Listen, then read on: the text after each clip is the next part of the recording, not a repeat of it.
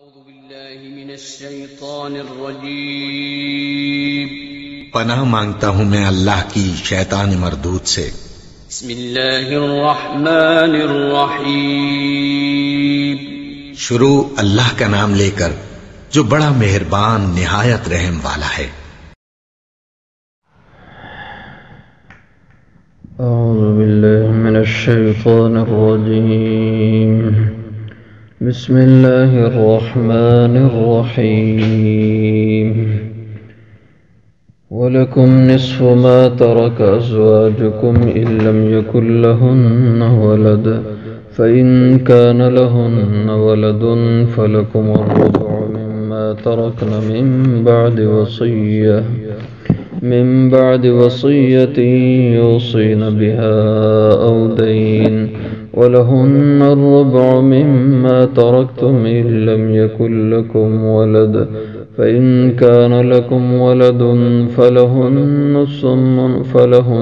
الثمن مما تركتم من بعد وصية توصون بها أو دين وإن كان رجل يورث كلالة أو امرأة وله أخ أو أخت فلكل واحد منهما السدس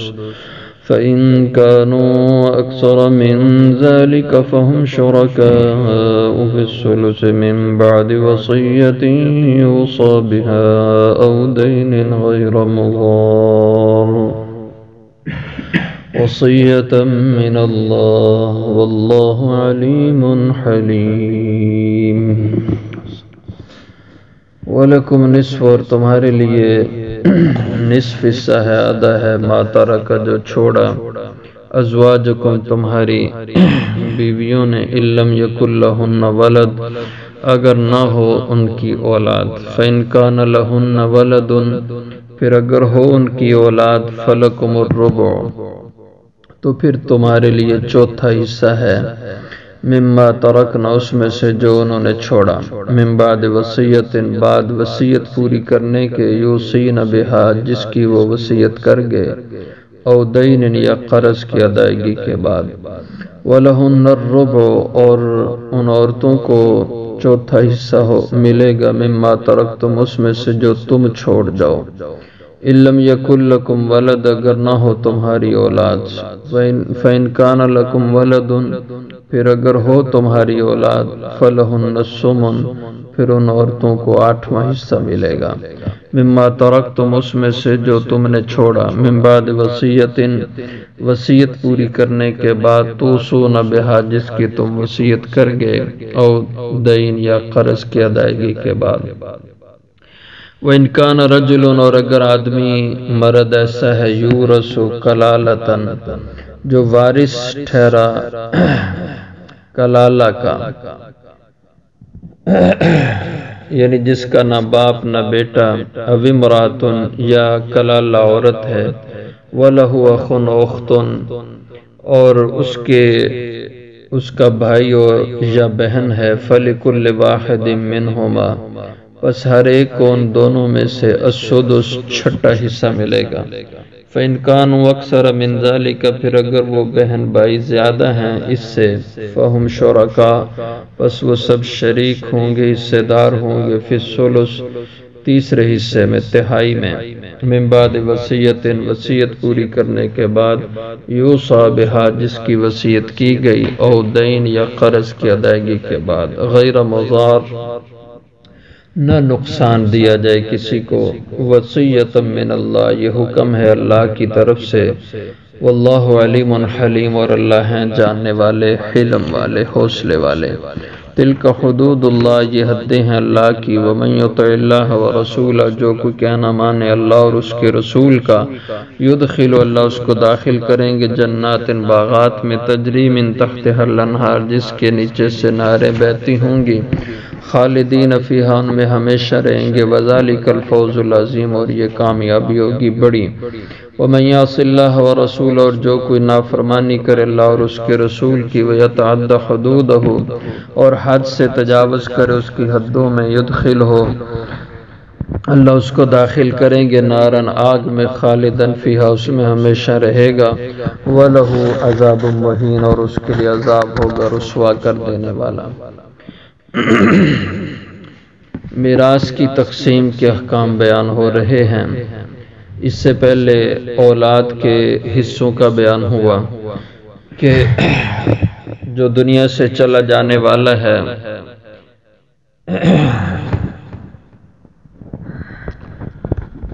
اس کی اولاد ہے، بیٹا ہے، بیٹی ہے، تو بیٹے کو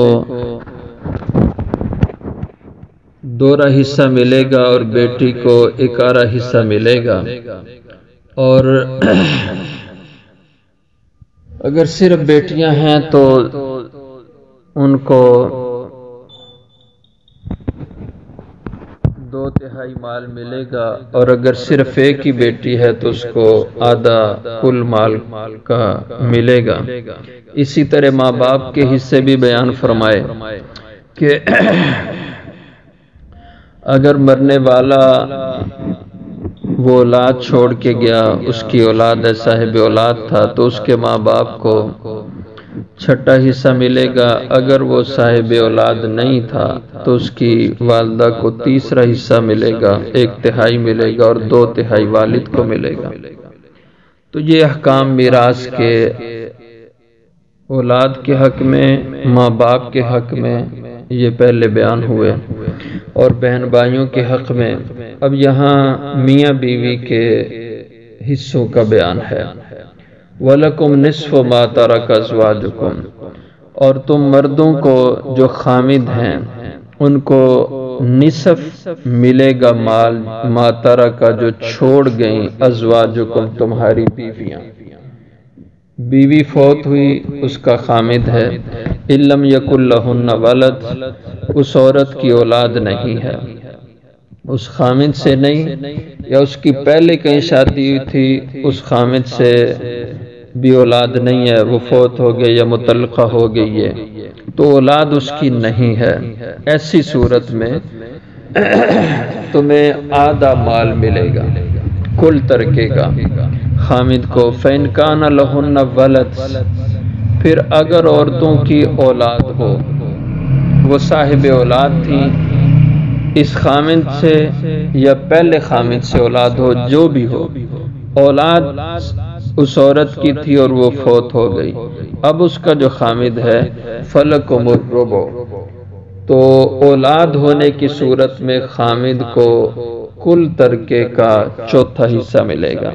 مما ترکنا، اس میراث میں سے جو وہ عورتیں چھوڑ گئیں، من بعد وصیت، وصیت کو پورا کرنے کے بعد، یوصین بہا، جس کی وہ وصیت کر گئیں، اور وصیت کل مال کے تیسرے حصے میں نافذ ہوگی، اس سے زیادہ وصیت پوری نہیں کی جائے گی۔ او دین، یا اس عورت کے ذمہ قرض تھا تو قرض ادا کرنے کے بعد جو مال بچے گا اس کی تقسیم ہوگی، اور قرض کا معاملہ بہت سخت ہے، اس لیے قرض لینے سے منع کیا گیا ہے کہ حضور اکرم صلی اللہ علیہ وسلم نے خود مکروز کا جنازہ نہیں پڑھا۔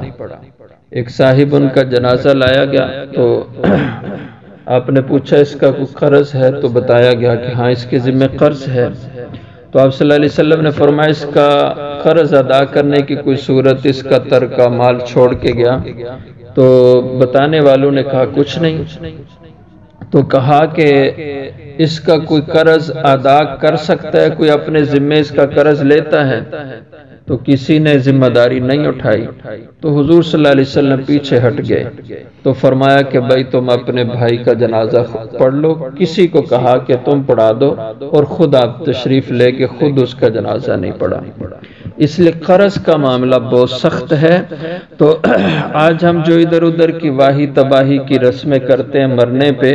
تو اس سے بدرجہ بہتر ہے کہ جو جانے والا ہے اگر اس کا قرض ہو تو اس کے قرض کی ادائیگی کی صورت بنائی جائے، ادھر ادھر کی رسومات سے بچ کر کے۔ بہرحال قرض سے بچنا چاہیے، اور اگر قرض ہو تو پہلے قرض کی ادائیگی۔ وَلَهُنَّ الرُّبُعُ، یہ خامدوں کا حصہ، ان کی بیویاں اگر فوت ہو جائیں، اگر خامد فوت ہو گیا تو اس کی بیوی کو کیا ملے گا؟ وَلَهُنَّ الرُّبُعُ، اور ان عورتوں کو چوتھا حصہ ملے گا، مما ترکتم، اس مال میں سے جو تم نے چھوڑا، إِن لَّمْ يَكُن لَّكُمْ وَلَدٌ، اگر نہ ہو تمہاری اولاد نہیں خامد کی، تو پھر اس کی بیوی کو کل ترکے کا چوتھا حصہ ملے گا، اور بقیہ اس کے والدین کو، اس کے بہن بھائیوں کو۔ فَإِن كَانَ لَكُمْ وَلَدٌ، پھر اگر مرنے والا صاحب اولاد تھا، خامد اس کی اولاد ہے، فَلَهُنَّ الثُّمُنُ، تو ایسی صورت میں جب اولاد ہو تو پھر بیویوں کو 8واں حصہ ملے گا، مما ترکتم، اس کل ترکے سے جو تم نے چھوڑا، من بعد وصیت، وصیت کو پورا کرنے کے بعد، توصون بہا، جس کی تم وصیت کر گے، او دین یا قرض تھا تو قرض کی ادائیگی کے بعد یہ تقسیم۔ وَإِن كَانَ رَجُلٌ يُورَثُ كَلَالَةً، اگر آدمی وارث بنے کلالہ کا، کلالہ کہتے ہیں ایسے مرد یا ایسی عورت کو کہ جس کے نہ اصول ہوں نہ فروع ہوں، اصول سے مراد اس کا باپ دادا، اور فروع سے مراد اس کی اولاد،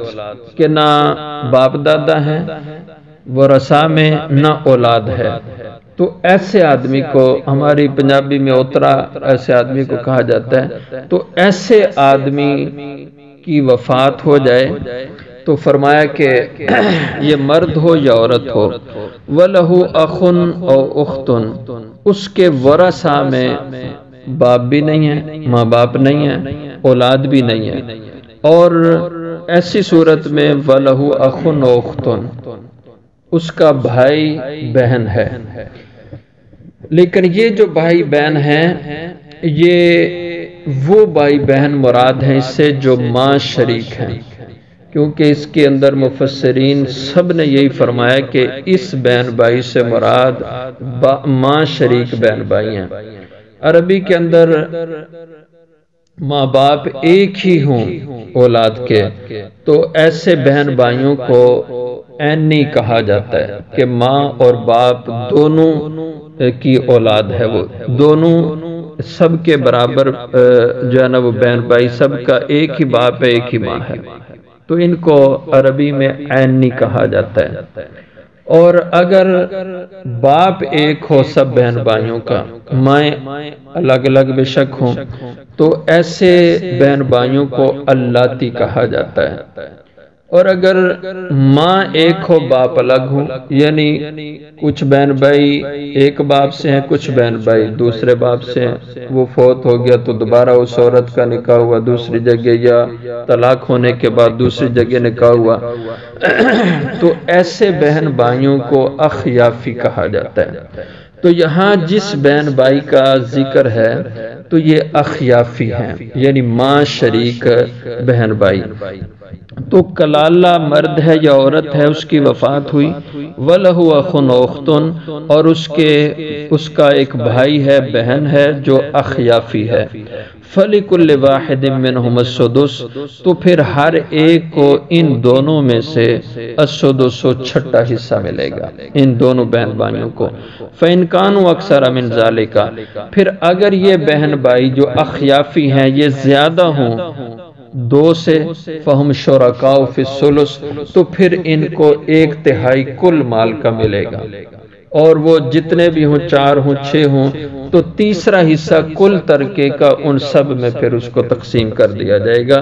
من بعد وصیت، وصیت کو پورا کرنے کے بعد، یوصی بہا، جس کی وصیت کی گئی، او دین یا قرض کی ادائیگی کے بعد، غیر مضار، ان معاملات میں کسی کا نقصان نہ کیا جائے، یعنی جو مرنے والا ہے باپ ہے،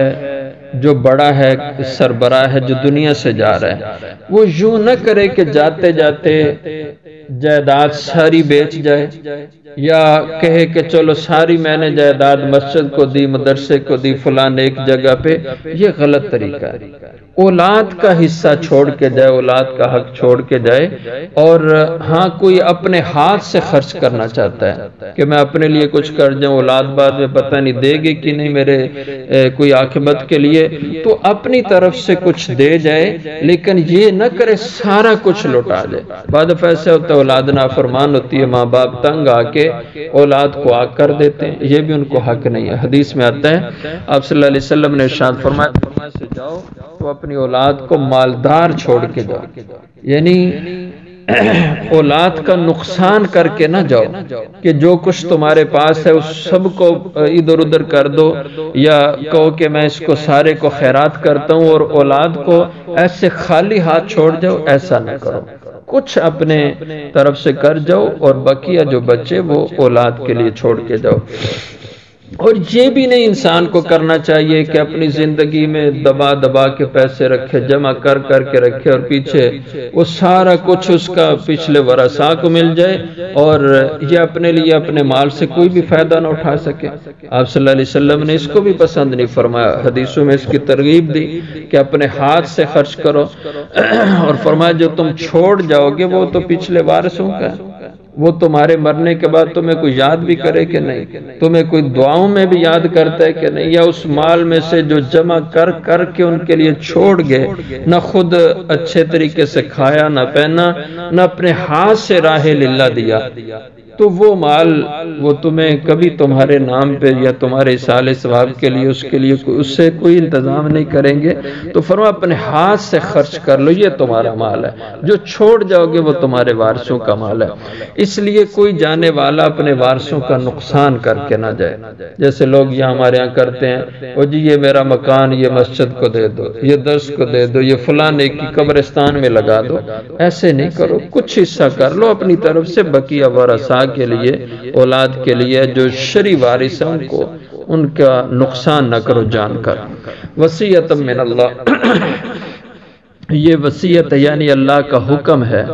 اور اسی طرح تمہیں اللہ کے حکم پورے کرنا ہے، اس میں کوئی رد و بدل نہیں کر سکتا۔ جو ان احکام الہیہ کا انکار کرے گا وہ کفر کرے گا، کیونکہ اللہ کے صاف احکام ہیں، اور جو ان کو مانے تو صحیح لیکن عمل نہ کرے تو وہ مجرم ٹھہرے گا۔ اس لیے وصیۃ من اللہ، یہ اللہ کی طرف سے حکم ہے۔ واللہ علیم حلیم، اور اللہ جاننے والے ہیں، علم والے ہیں، اس نے اپنے علم سے یہ سارے احکام بتلائے۔ حلیم، جو کوئی زیادتی کر جائے تو اللہ اس کو برداشت کرتے ہیں، فوری انتقام سزا کے معاملے میں اللہ حلم والے ہیں۔ تلک حدود اللہ،